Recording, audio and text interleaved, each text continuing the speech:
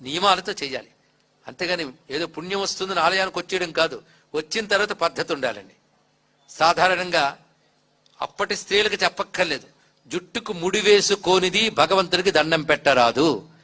అలాగని ఇప్పుడు కత్తిరింపుల జుట్లు, వేలాడేసుకున్న జుట్లు, మధ్య మధ్యలో వెనక్కి తీసుకున్నటువంటి వాళ్ళు వచ్చి శివుడికి దండం పెడతామని చెప్పి తలపెడుతూ జుట్టంతా శివుడికి తగిలేటట్టు చేస్తున్నారు. ఇది మహాపాపం. నేను గతంలో కూడా ఇక్కడ చెప్పాం, మేము చెప్తూనే ఉంటాం, గాలిలో కలిసిపోతాయి. దాన్ని అమలు పరచాలనేటువంటి అధికార యంత్రాంగం ఉండాలి, అమలు పరిచేటువంటి చిత్తశుద్ధి ఉండాలి. ప్రస్తుతం అలాంటి వాతావరణం ఉందని నమ్మకంతో నేను చెప్తున్నాను. ఇక్కడ వచ్చేటువంటి యాత్రికులకి ఇన్ని బోర్డులు పెడుతున్నారే, సహస్రనామార్చనకి ఇన్ని వేలు, పూజలకి ఇన్ని వేలు అని ఇన్ని బోర్డులు పెడుతూ ఒక బోర్డు పెట్టండి, ఆడవాళ్ళు జుట్టు ముడి పెట్టుకు రావాలి, జడ వేసుకుని ఉండాలి చెప్పండి. అలాగే వివాహితులైనటువంటి స్త్రీలకి కాలి మట్టెలు ఉండాలి, చెప్పండి. అలాగే వివాహితులైనటువంటి స్త్రీలకి కాలి మట్టెలు ఉండాలి, నుదుట కుంకుమ ఉండాలి. ఇవి లేకుండా గుళ్ళుకు వచ్చేస్తున్నారండి.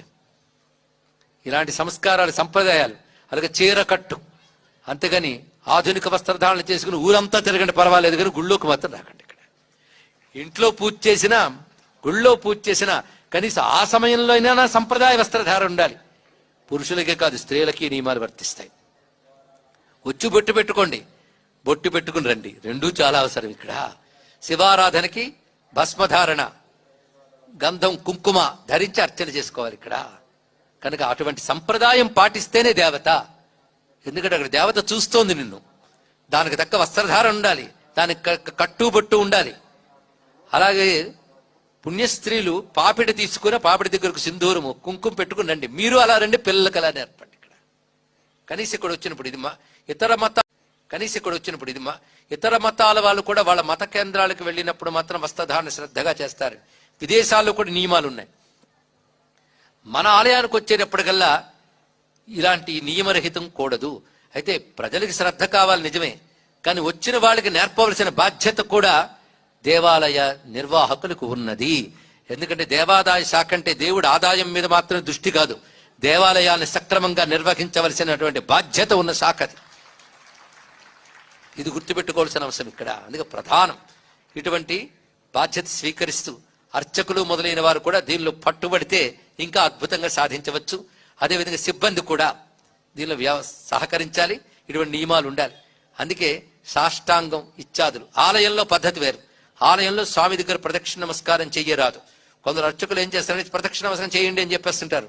ధ్వజస్తంభానికి బయటే సాష్టాంగం, బయటే ప్రదక్షిణ ఏం చేస్తారంటే ప్రదక్షిణ నమస్కారం చేయండి అని చెప్పేస్తుంటారు. ధ్వజస్తంభానికి బయటే సాష్టాంగం, బయటే ప్రదక్షిణాదులు చెయ్యాలి, కానీ ఆలయం వద్ద స్వామి వద్ద చెయ్యరాదు. ఇళ్లల్లో అయితే ఆత్మ ప్రదక్షిణ నమస్కారం, అప్పుడు కూడా చుట్టూ తిరగడం లేదు, ఆత్మ ప్రదక్షిణ అక్కడ ఉంటుంది. కానీ ఆలయంలో ఆత్మ ప్రదక్షిణ కూడదు. ఆలయ ప్రదక్షిణ చేయవచ్చు, ఆత్మ ప్రదక్షిణ కూడదు. తెలుసుకోండి ఇక్కడ. ఎందుకంటే ఏ ఆలయాలకన్నా తెలియని తనం ఎక్కువ అవుతుంది ఇక్కడ. పైగా ఏమంటే ఏమనుకుంటారో అని భయం చేత కూడా కొందరు అర్చకులు తెలిసినా చెప్పలేకపోతున్నారు. కానీ తెలుసుకోవాల్సిన బాధ్యత ఉంది ఇక్కడ. సాష్టాంగాన్, స్త్రీలు సాష్టాంగం చేయకూడదు, అష్టాంగం చేయాలి. అంటే సపాటుగా నేల మీద స్త్రీలు పడుకోరాదు, పురుషులు పడుకోవాలి. కానీ ఇది స్త్రీకి ఇచ్చిన మర్యాద. అది మోకాళ్ల వరకే, వాళ్ళు మోకాళ్ల మీద కూర్చుని రెండు చేతులు తలపై పెట్టుకుని నమస్కరించాలి ఇక్కడ, తల వంచి, అంతే. ఈ విధంగా వారికి వాళ్ళు పంచాంగాన్ వాళ్ళు చేయాలి. దండవత్ భూమౌ ప్రణామాస్తే మదర్పితాన్ అంగీకృత్య దయాసింధో శ్రీగిరీశ్వర పాహిమాం.